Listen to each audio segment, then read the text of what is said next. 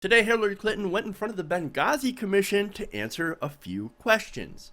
And during this question and answer session, she had a fun little exchange with Congresswoman Susan Brooks over the issue of an absence of emails about the Benghazi attacks. Now, let's take a look at this exchange. And so let me go back to the risk in 2011 because there was a lot of communication, once again, from your senior staff, from the State Department to you or from you in 2011. And in fact, that is when Gaddafi fell. He fell in 2011. But then when we go to 2012, Libya, Benghazi, Chris Stevens, the staff there, they seem to fall off your radar in 2012, and the situation's getting much worse in 2012. It was getting much worse. And let me just share for you, in your records that we have reviewed, there is not one email to you or from you in 2012 when an explosive device went off at our compound in April. There's not a single email in your records about that explosive device. So my question is, this was a very important mission in 2011. You sent Chris Stevens there, but yet when our compound is attacked in 2012, what kind of culture was created in the State Department that your folks couldn't tell you in an email about a bomb in April of 2012? Well, Congresswoman, I did not conduct most of the business that I did on behalf of our country on email. I conducted it in meetings. I read massive amounts of memos, a great deal of classified information. I made a lot of secure phone calls. I was in and out of the White House all the time. There were a lot of things that happened that I was aware of and that I was reacting to.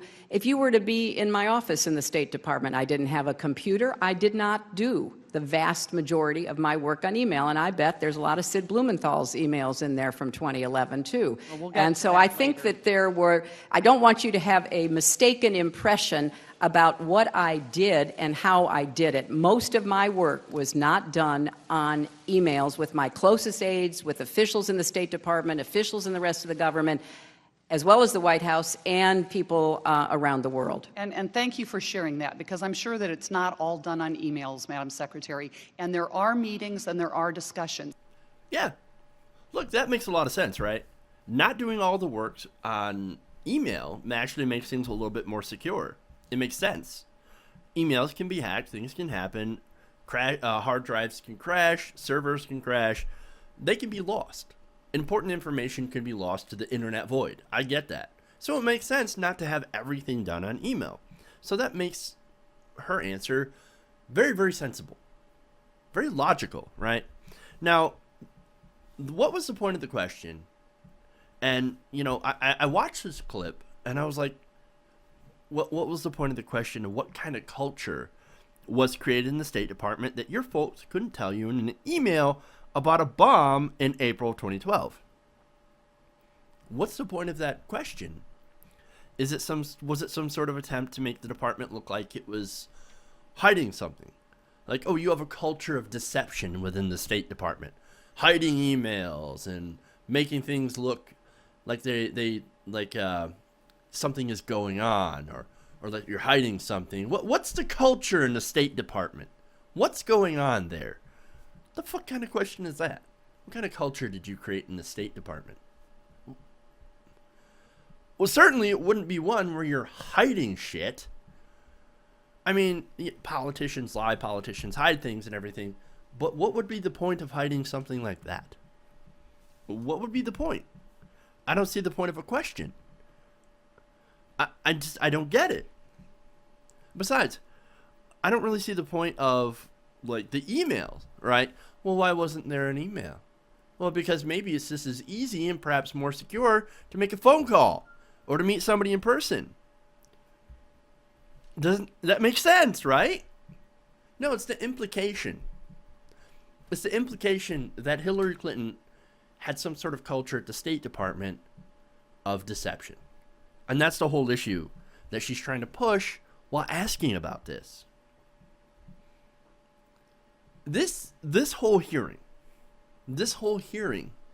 is just a witch hunt. It's a clown show. It's just, there's nothing left to investigate We've already done all the investigation. And I love how she brought up, well, Sid Blumenthal's emails are probably in there too. Yeah, that's kind of an important point. Those emails make this Benghazi committee, this hearing, look stupid. Because they are. Because it's nothing more than a witch hunt. It's all politics. It's all just an attempt to take down Hillary Clinton's poll numbers. Remember, Kevin McCarthy said just that, accidentally admitting it. So here we are. Here we are, still wasting time, still wasting money. If you want to attack Hillary Clinton, there's a lot of actual issues where you can go after her on. How she conveniently switches positions on important issues in order to make her seem either more progressive or more centrist or whatever the political winds are blowing. Maybe you should hit her on that. Maybe you should attack her on her ties to Wall Street and corporations. But no, let's go after her for something that makes absolutely no sense. Just in order to hit her over the head with it. No matter how many times that no wrongdoing has been found on her part or the State Department's part. Now, were there mistakes? Yes. But were they intentional? No.